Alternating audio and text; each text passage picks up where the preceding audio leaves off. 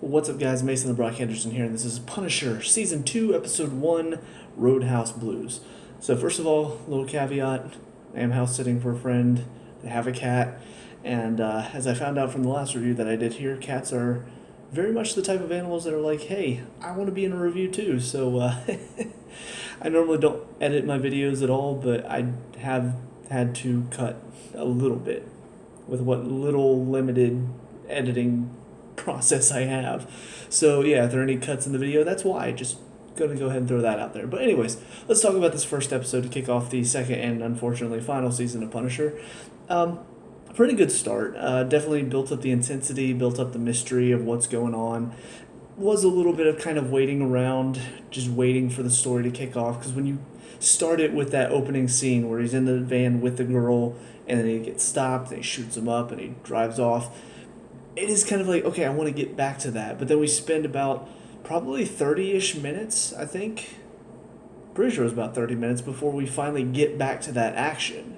You know, and a lot of it is just him flirting with his bartender, and then they hook up, and he gets to meet her kid, and we're seeing a little bit of what's going on with this girl.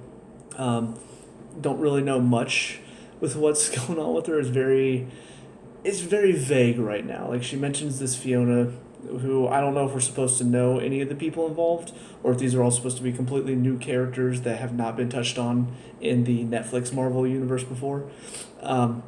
But I mean, they're setting it up pretty good.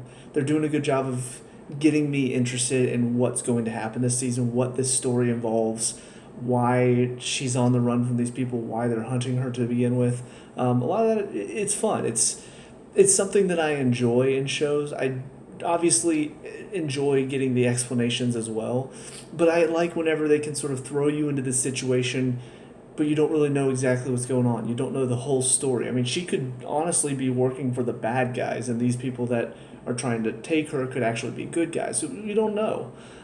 It's just in the initial setup, she seems like she's just this innocent kid on the run, but obviously she knows a lot more than she's letting on. And of course, Frank is having to deal with that. Not sure how I feel about the whole idea that this is basically just him being a good Samaritan and wanting to help this girl. That's kind of the story for this season. That's how he gets involved with this whole thing. Maybe it's because this is the last season of The Punisher and it won't be a season 3, at least not planned to be season 3 for the time being.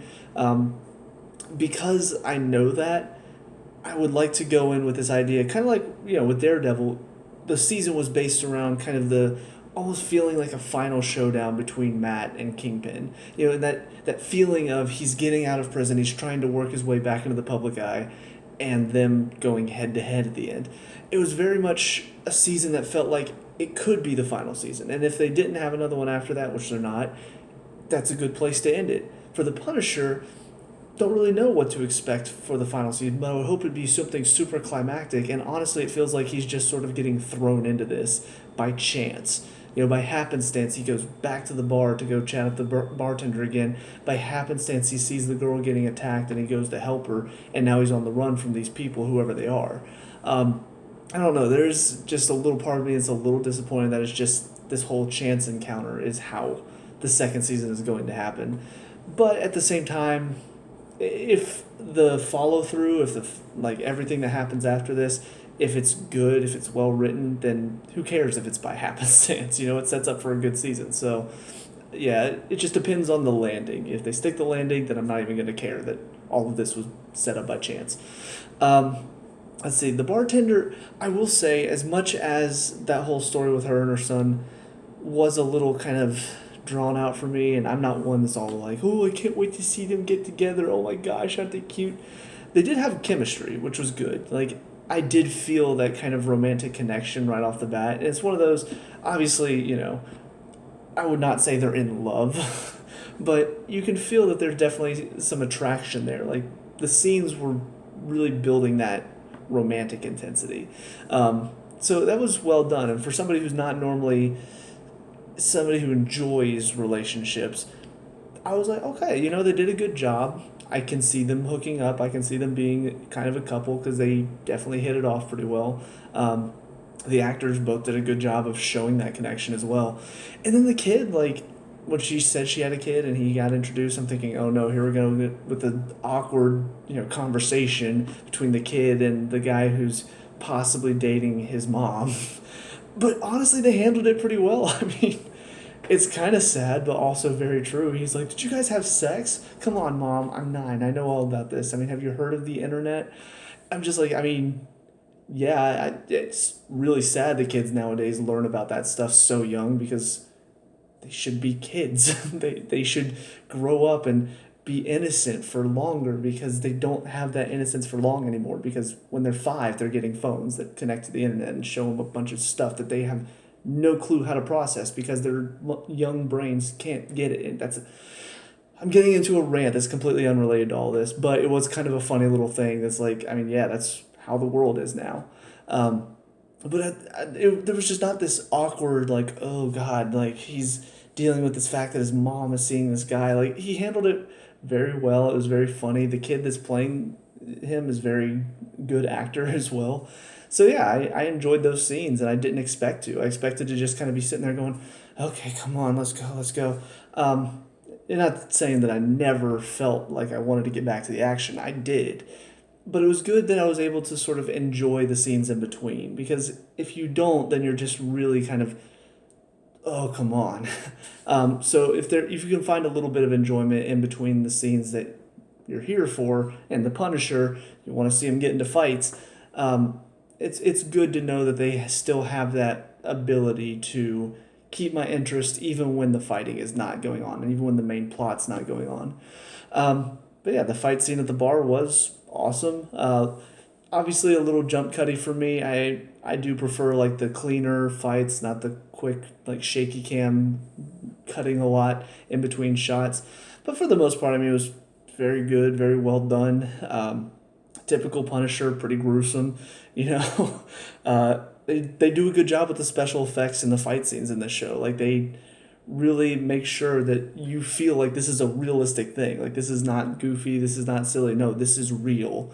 This is real life. This is how things would go. And I just always find it interesting that, most of the time in shows, like, yeah, sometimes the hero will get bruised a little bit, will get beaten a little bit. I swear Frank Castle, after every single one of his fights, I mean, he always wins, but he takes a beating. He always comes out looking rough. And I don't know, I just got to applaud that because most of the time, I mean, in shows like this, they'd be like, oh, we got to show how powerful he is. So he's going to take on this whole room and he's going to get like a scratch or he's going to get stabbed in the shoulder one time.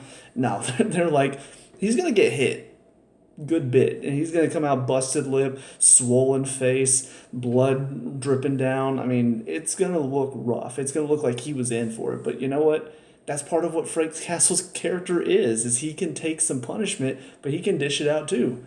That's why he's the Punisher. So, yeah, I always just enjoy that side of these fight scenes in the show. And it's one of the things that I do remember the most from the first season is just how well they showed the realism in the fights. They didn't make it super, super, what's the word I'm looking for? Like super easy for them, barely an inconvenience, pitch meetings. But it was still fun to watch. It's still, you see how he wins because he is good at what he does, but he's not invincible. And I feel like that's something that this show can hold as very unique. Not many shows are willing to let their main character, their hero, take as much of a beating as the writers and the directors let Frank Castle take. So I gotta appreciate that. It's kind of a unique thing to see. So, but yeah, I think that's about it for this first episode. There's not a whole lot to talk about story-wise because, again, it's just very much a setup episode. And these Marvel Netflix shows always tend to have kind of a slow burn. It's all about the getting to the story, and then once the story gets going, that's when things can really start to pick up and really start to get enjoyable. So, yeah, I'm waiting for that point, obviously, and I'm looking forward to it. So anyways, on to the next episode. I'll see you there. And now episode 2, Fight or Flight. So, still don't really have a whole lot of answers. Still really building the mystery. Whoever this girl is, they've definitely written her in such a way where it's kind of like, I don't know, I'm questioning her motives. Like, clearly, I mean, she knows what's going on. We know she knows what's going on. Frank knows she knows what's going on. It's clear. but I don't know why she's not saying anything about it. Like, Frank's trying to protect her, and he feels like he can do a better job of that if he knows what he's up against and why she's running from whoever this guy is. Which I will say, the scenes with this guy, whoever he is, he seems almost like a priest. He's played by the guy that plays JJ's husband from Criminal Minds. Phenomenal actor from what I've seen just in this show. Like, he doesn't have a whole lot to go on Criminal Minds. Like, they don't really give him a whole lot to do. He only shows up every now and then in the show. And I've seen him in a couple other things here and there, but man, he's just something about the way he carries himself. He doesn't look that intimidating, but the way he speaks, and he just seems so sure of himself. And yeah, he comes off very intimidating. So yeah, the scene between him and his tech guy, I guess, was really a good scene for him to show just how in control he is. I mean, yeah, he could be intimidating. So I'm excited to see this guy show up more. Don't know how he's going to be in a fight though. Like, he doesn't look like he's much of a fighter, at least. And obviously we haven't seen him fight yet, so maybe he actually is. But it just seems like the only thing we've seen him do physically is basically choke that one guy out. But he had already been like torturing him, and the guy wasn't really fighting back. So maybe he is a fantastic fighter, but he doesn't really look like he is much of one, at least compared to Frank. But we'll see. We'll see what happens. We'll see whenever they finally go head to head who's going to come out on top. Maybe Frank, first time, will lose because he doesn't know how he fights. And so it'll kind of be one of those situations where, because he doesn't know his style of fighting and it's a new type of enemy, maybe, I don't know. I don't know what to expect with him yet. He may just be the type of guy who doesn't want to get his hands dirty doing all the fighting, but he will be the finisher, basically. But I'm curious to find out more about him, and again, I'm intrigued to see what this whole thing is between this guy and his group, and then the girl and whatever she's a part of. It's got me intrigued. I want to see more. It's a good setup, and again, as long as they stick the landing, I don't mind a bit of setup because sometimes building that intensity can be a very fun thing. Sorry about that. Apparently, even though I give her plenty of food throughout the day, the cat was like, hey, look, a bag of Doritos. I want to get into that. Right in the middle of a review. Oh, doing reviews with cats is awful. Never going to own a cat. Anyways, but yeah, so very intrigued again just to see what all's going on. The build-up, it can be slow in these shows, but it can be really, really good if it works out well and if it really comes through in the end. Yeah, I don't know. I like that slow burn sometimes. So, aside from that, we also see Madani showing up again. She showed up at the end of last episode, but it was so quick I didn't really think to mention her. But yes, she's apparently dealing with a little bit of PTSD. She thinks that Billy Russo is faking his I don't remember anything act, which it could not be an act. We don't really know for sure. It seems more than likely that this is not an act. It seems very certain, at least for me, that he's not just putting on some show. Like, he really doesn't remember. He still is a little, I guess, crazy because he had that side to him. But he really doesn't remember what happened before. And when he's talking about what happened, he remembers Frank beating him to death, but he doesn't remember who it is. So, I don't know. I'm not really sure where they're going to go with his story this season. I don't know how he's going to play in. I kind of wonder if this psychologist that's talking to him is somehow connected with everything going on this season, because, I don't know, she seemed to be a little mischievous at times, just some of the looks that she would give. And even like, do you know where Frank is? I don't know if she's working for somebody or if these are just questions she's supposed to ask. But I am very curious to find out if there's more going on with her. But yeah, Madani, she's just going through a lot. It's affecting her work. She's getting complaints from Russo because she keeps harassing him, and her boss is like, hey, lay off. So I don't know what they're going to do with her either. Her story was pretty confined to the first season, it feels like. Her and Billy's relationship and the fact that he was actually playing her through all of this. And also, finding out that Frank is still alive. I think she was one of the first ones to find out. So, yeah, I don't know. I don't know what they're going to do with her, but it could be interesting. She could play in somehow. God, that cat is just...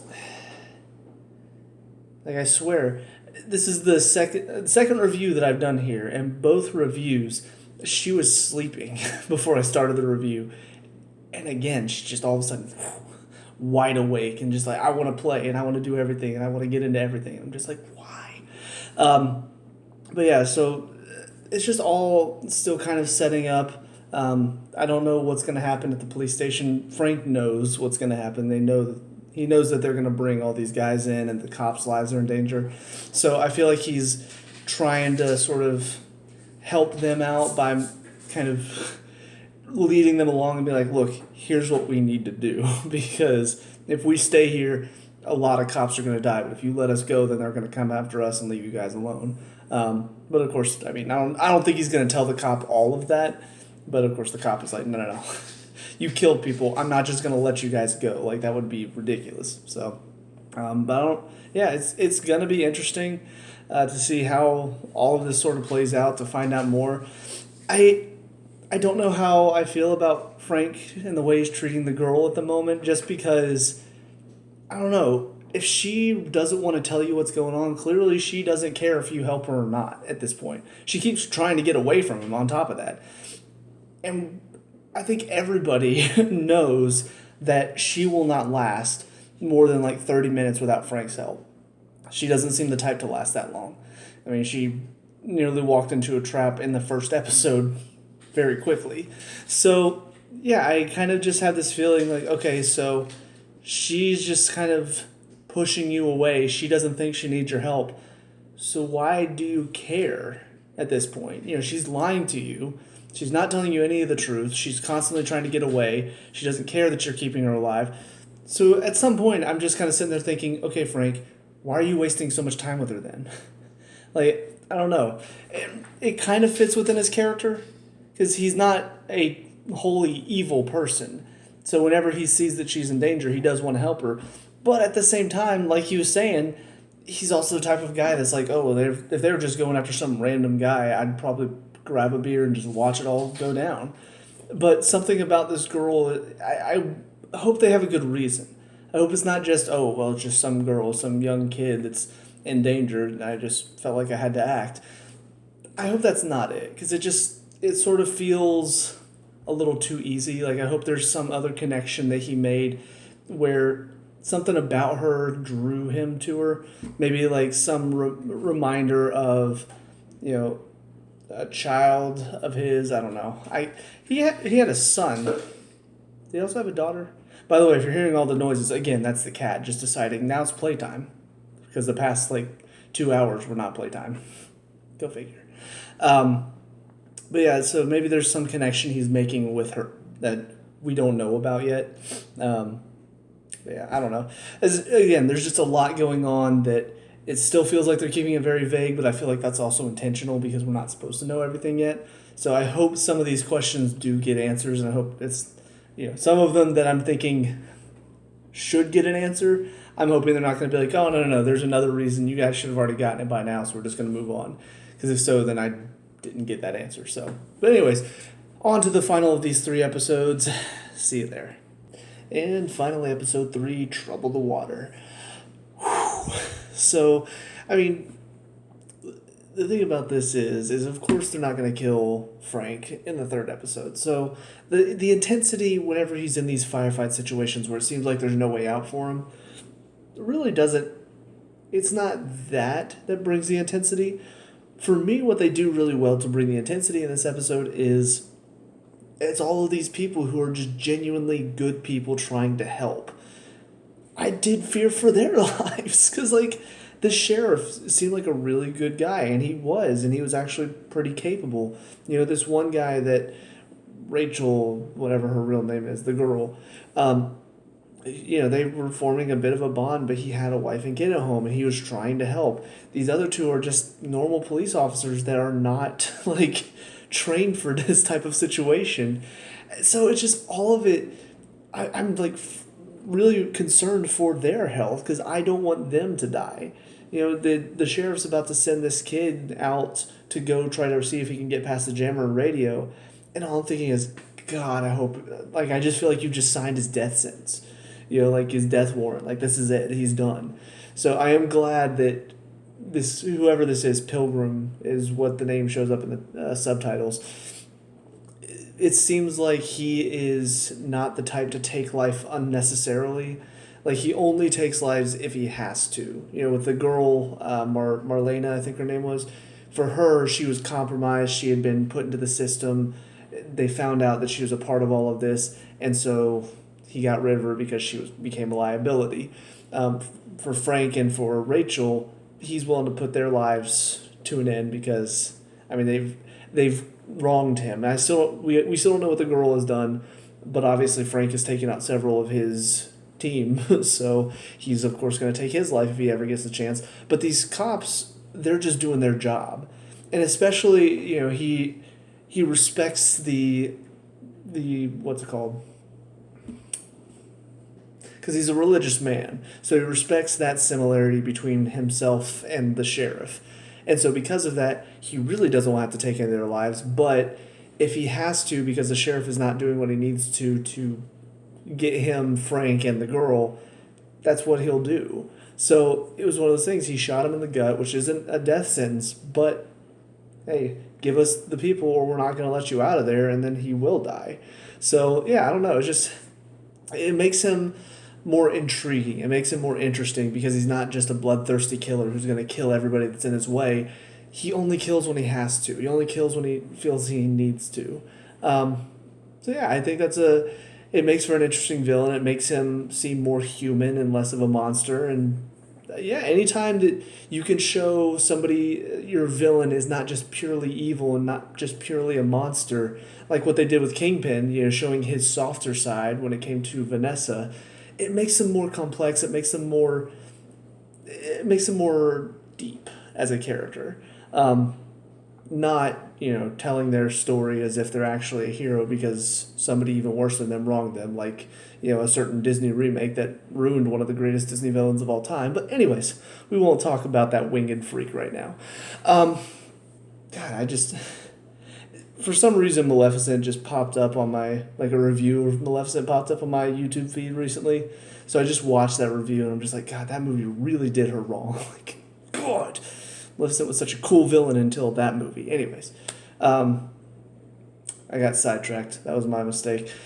But yeah, so that's pretty much all this episode is about is, them being stuck at the police station trying to get out. There was the little side story with Russo escaping from the hospital.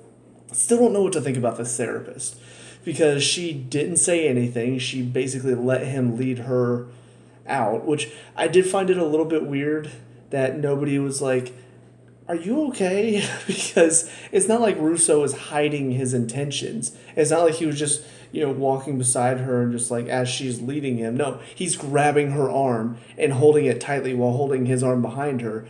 And I'm looking at that body language. I'm thinking, okay, if I see that, I'm gonna be a little put off. I'm gonna feel like something's wrong there. But even this one guy comes up, he's like, how you doing, doctor? And she's like, hi. And he just doesn't why is he holding your arm like that? Nope, he just keeps walking by. I'm like, you're not really paying attention, are you, dude? So that was a little weird, the fact that he managed to get out of that. But then again, it could also have to do with this therapist might be involved in something else that we don't know about yet. And also, is this part of Russo's plan? Does he actually know what he's doing? Or was this impromptu? It definitely feels like it was impromptu. It doesn't seem like it was something that he had been planning since the beginning. But Madani is convinced that it has all been a plan. And I think what they're trying to imply is that Madani, because she is such a good agent, because she's good at what she does, the fact that she was fooled so easily by somebody makes her very suspicious of anything he does now. So I feel like we're not supposed to actually suspect him, because I don't really. I don't suspect that he's been lying this whole time and that he's been faking all of this. I really do believe that, but I also do think he's dangerous, which makes me wonder, why are you guys just not chaining him up or something like that? Clearly, he's still dangerous. He's still strong. He's still a good fighter. Even if he doesn't remember everything, that doesn't make him not a danger to society.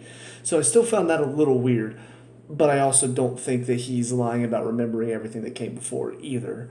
Then I think Madani, she was hurt by the fact that he did fool her, and it's kind of caused her to be very untrusting of anything he says or does, even if he's telling the truth. So that's what I'm getting out of it. Maybe they're making it look that way, and we're going to find out later that he was planning all of this, in which case, haha, tricked you, but whatever. But that just, it still seems kind of like a side story. Obviously, Madani comes in to help out at the end, right before Pilgrim shoots Frank in the back, which shows that, I mean, hey, he's clearly very capable because, I mean, he was about to get the drop on Frank, if not for Madani showing up, which is a little bit of a deus ex machina, but also it makes sense within the confines of the story because he did contact her earlier. So, but clearly he's not just going to be a pushover. He's not going to be somebody that's going to be easily defeated. Because I was kind of wondering that as he's tearing through the woods, I'm thinking, okay, so obviously Pilgrim is out there as well. So is he just going to take him out too? Because it seems like he's got this planned out very well, which honestly that whole final scene was really cool. The only complaint I had is that because it was in the dark, because it was in the woods, and there was no real reference point, and we didn't even know really how many guys were out there, as he's mowing through everybody, I'm also thinking, okay, but how many are left? That was about the only problem I had, because it was fun to watch, but I'm also just like, okay, but I don't... He's taking out like 10 guys. Does that mean he's halfway through? Are there still so many more? Is he almost done? I don't know. So they didn't really give us great reference. Also, I did find it a little weird that they were just kind of like looking out the window like, oh, look at him go, guys. Isn't he great? Man, he's great. I know our faces are really exposed in the window, and if they wanted to just shoot us, they easily could. But, man, this is just so fun to watch, isn't it? You know, let me paint a little bullseye on my forehead here. Right there. And, I mean, the lady cop almost did get shot because... I mean, she stuck her head out to peek, and the guy in the sniper rifle, if Frank had not shown up in the nick of time, was about to kill her. So, yeah, I felt like that scene was a little weird. You know, just them watching him go. I'm thinking, okay, until you hear the gunshot stop, probably stay undercover. But, I don't know, just little minor things here and there where I'm just kind of like, that doesn't make any sense, but everything else around it was kind of cool, so I was willing to let it slide, you know, not complain too much about it. But, of course, since this is a review, I'll point out the minor flaws. But yeah, so all in all, I mean, these first 3 episodes, great build-up. Still don't know what's going on with the girl. She still hasn't given us anything at all.